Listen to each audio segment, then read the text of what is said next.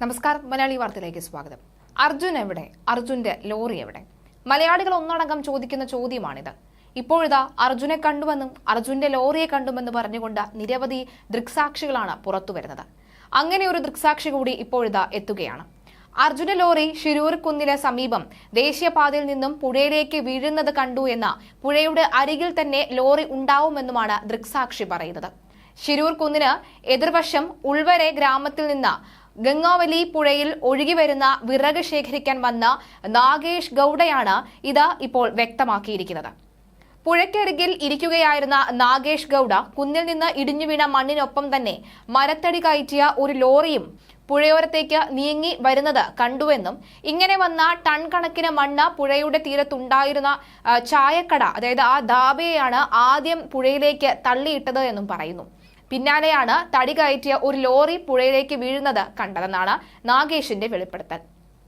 ഇതേസമയം കുന്നിന്റെ മുകളിൽ ഉണ്ടായിരുന്ന ഹൈ ടെൻഷൻ ഇലക്ട്രിക് പോസ്റ്റും പൊട്ടി താഴേക്ക് വരുന്നുണ്ടായിരുന്നുവെന്നും ഈ ലൈൻ പുഴയിലേക്ക് വീണ ഉടൻ തന്നെ വെള്ളം പെട്ടെന്ന് സുനാമി പോലെ ഉയർന്നു കരയിലേക്ക് ഇരച്ചു കയറി വീടുകൾ തകർത്തു എന്നും പറയുന്നു. പിന്നീട് കുറെ മത്സ്യങ്ങളും ചത്ത നിലയിൽ കണ്ടെത്തി. കരയിലെ തെങ്ങുകളും നശിച്ചിരുന്നു. തീരത്തുണ്ടായിരുന്ന 4 കുട്ടികൾ ഓടി രക്ഷപ്പെട്ടെങ്കിലും പരിക്കേറ്റ് ആശുപത്രിയിലാണെന്നും നാഗേഷ് കൂട്ടിച്ചേർത്തു. ലോറിയുടെ പിറകുവശം ലോറിയിലെ വിറക് മാത്രമാണ് കണ്ടത് എന്നും മുൻഭാഗം കുന്നിന്റെ ഭാഗത്തേക്കായിരുന്നതിനാൽ ലോറിയുടെ നിറം എന്താണെന്ന് മനസ്സിലായില്ല എന്നും നാഗേഷ് പറയുന്നു. തീരത്തെ കരിങ്കല്ലുകളും ഗ്രാമത്തിലെ വീടുകളിലേക്ക് തെറിച്ചു വീണു എന്നും നാഗേഷ് വ്യക്തമാക്കുകയാണ്. നാഗേഷിന്റെ വെളിപ്പെടുത്തലിന്റെ അടിസ്ഥാനത്തിൽ ഹൈ ടെൻഷൻ ലൈൻ പൊട്ടി വീണതാണോ, LPG ടാങ്കർ പൊട്ടിത്തെറിച്ചതാണോ പുഴയിൽ സ്ഫോടനത്തിന് കാരണമായത് എന്ന് പരിശോധിക്കേണ്ടി വരും. ഹൈ ടെൻഷൻ ലൈൻ പൊട്ടി LPG ടാങ്കറിന് മേൽ വീണോ എന്നതും കണ്ടെത്തേണ്ടതുണ്ട്.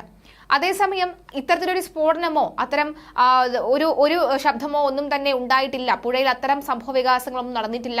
അത്തരം വാർത്തകളൊക്കെ തന്നെ വ്യാജ വാർത്തകളാണെന്ന് പറഞ്ഞ് തള്ളുകയാണ് ഇപ്പോൾ അവിടുത്തെ SP.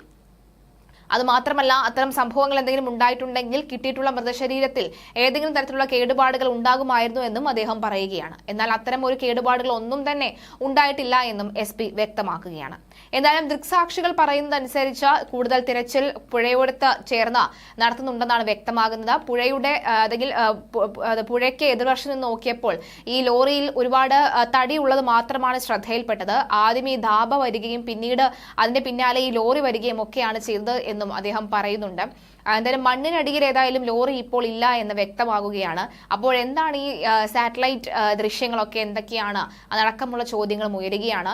എന്തായാലും ഈ ദൃക്സാക്ഷികളുടെ വാക്കുകൾ കൂട്ടി കണക്കിലെടുക്കുന്നുണ്ട്.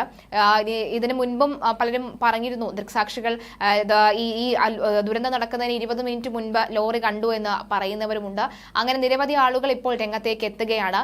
മാത്രമല്ല, എന്താണ് ഇത്രയും വൈകിയത് പറയാനെന്ന ചോദ്യത്തിന് പുഴയ്ക്ക് എതിർവശമായിരുന്നു ഇവരുണ്ടായിരുന്നത്. പുഴയ്ക്ക് അരികിൽ നിന്ന് ഇപ്പുറത്തേക്ക് വരാൻ പാടുപെടുകയും ബുദ്ധിമുട്ടുകയും ഒക്കെ ചെയ്തിരുന്നു. പിന്നീടാണ് TV-യിലും മാധ്യമങ്ങളും ഒക്കെ അവിടെ വന്ന് നിന്നതും ഒക്കെ കണ്ടതും കേട്ടതും ഒക്കെ ചെയ്യുന്നത് എന്നാണ് അദ്ദേഹം പറയുന്നത്. എന്തായാലും അദ്ദേഹത്തിന്റെ വാക്കുകൾ കൂടി കണക്കിലെടുത്ത് തിരച്ചിൽ ഊർജിതമാക്കുകയാണ് പുഴയിൽ.